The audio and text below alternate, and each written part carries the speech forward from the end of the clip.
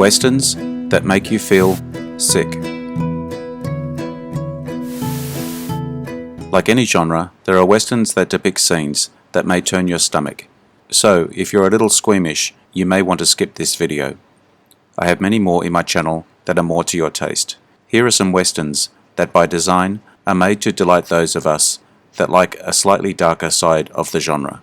If you enjoy this video, hit the notification button to get my new videos. Check out my many other videos, just head over to my channel. The link is in the description. Please take a moment to like, subscribe and share to the channel as well. I appreciate it. Let's get into it.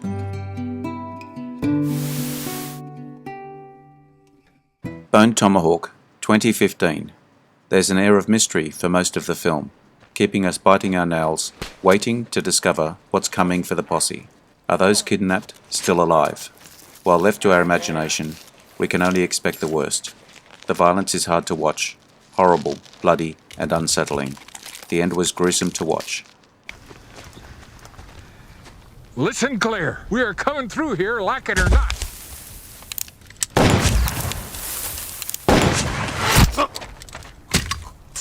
Buddy!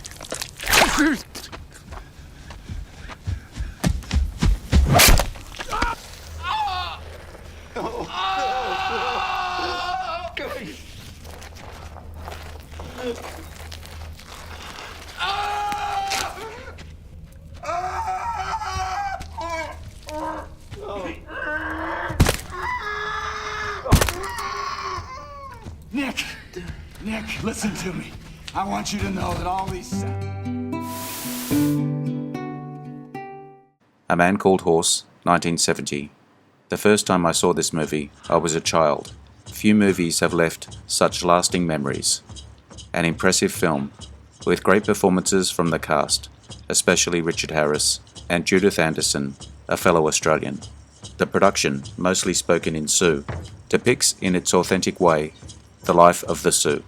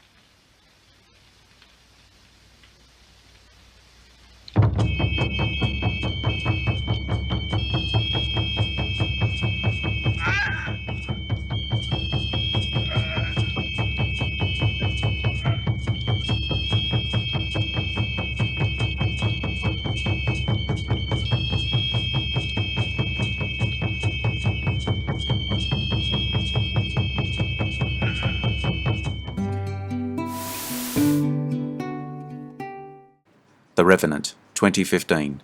Stephanie Zacharek, writing for Time magazine, gave a positive review to the film, stating, Inarritu may have fashioned The Revenant as the ultimate endurance test, but as Glass, DiCaprio simply endures. He gives the movie a beating heart, offering it up, figuratively speaking, alive and bloody on a platter. He, is the most visceral effect in the movie. Revenge served warm. Bon appetit. A critic from Santa Barbara Independent considered it a remake of Man in the Wilderness, 1971, another Richard Harris movie.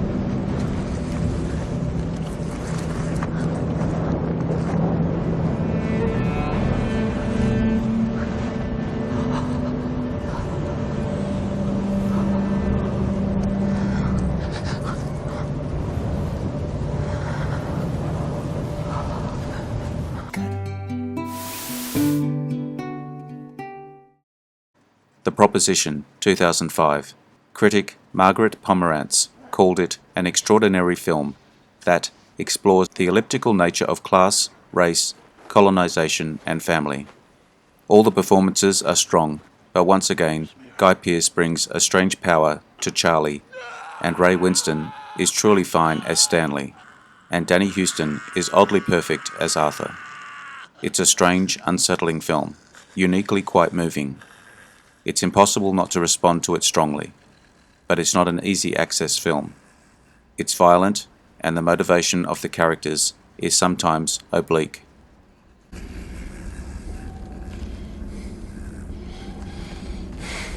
Why can't you ever just stop me?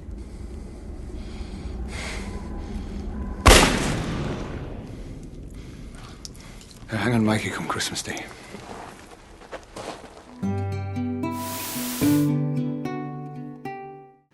The Hateful Eight, 2015. James Berardinelli wrote that The Hateful Eight is a high-wire thriller, full of masterfully executed twists, captivating dialogue, and a widely entertaining narrative that gallops along at a pace to make 3 hours evaporate in an instant. Best film of the year, yes.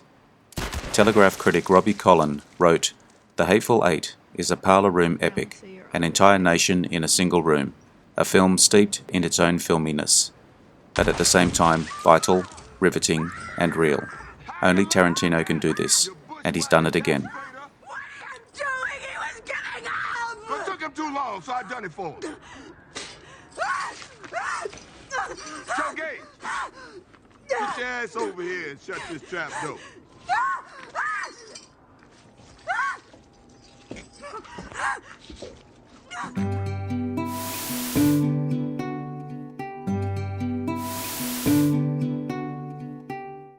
Ravenous, 1999.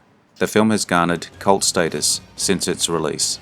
In a retrospective review in Rolling Stone, David Ehrlich wrote, Ravenous butchers the fantasy that the United States is a banquet with room for everyone at the table. This is a landscape where manifest destiny becomes a handy euphemism for all sorts of horrors, and a reminder that progress was never possible without savagery. The frontier was the Hunger Games, and it always has been. That may not be breaking news, but the film isn't interested in telling you something that you don't know, only showing it to you in a way so giddy and gruesome that you'll never be able to forget it.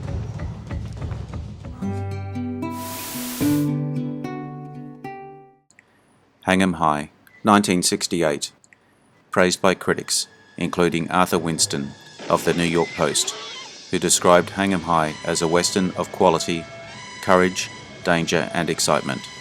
Variety gave the film a negative review, calling it a poor American-made imitation of a poor Italian-made imitation of an American-made western.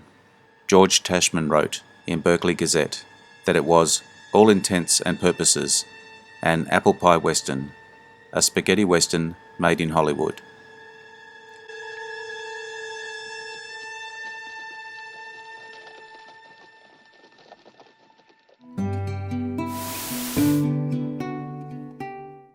Hostiles, 2017. Following its premiere at the Telluride Film Festival, Sasha Stone of The Wrap wrote of the audience's reaction to the film, saying, riveted by the glorious storytelling of Hostiles. A few Telluride audience members burst into spontaneous applause as it built to its conclusion. Todd McCarthy of The Hollywood Reporter wrote praise of the film and the performance of Christian Bale, concluding that the film is an estimable piece of work grounded by a fine-grained sensibility and its expertly judged lead performance.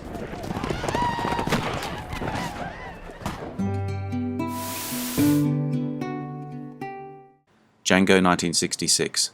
Bud Wilkins reviewing Django during its 2012 theatrical re-release, rated the film 3.5 stars out of 4, describing the film as an unrepentantly ugly movie. Despite the striking visual flair Corbucci brings to its blocking and camera movement, Wilkins compares the film's appalling depictions of violence to Marlon Brando's One-Eyed Jacks, except Corbucci carries things far beyond the bloody horsewhipping Brando's Rio received in that film. I hope you enjoyed the video. Let me know what you think in the comments. I appreciate your likes and subscribers. Hit the notification button to get my new videos. Take a look at my channel and check out my Facebook page. The links are in the description. I am Wrangler. Bye for now. See you again soon.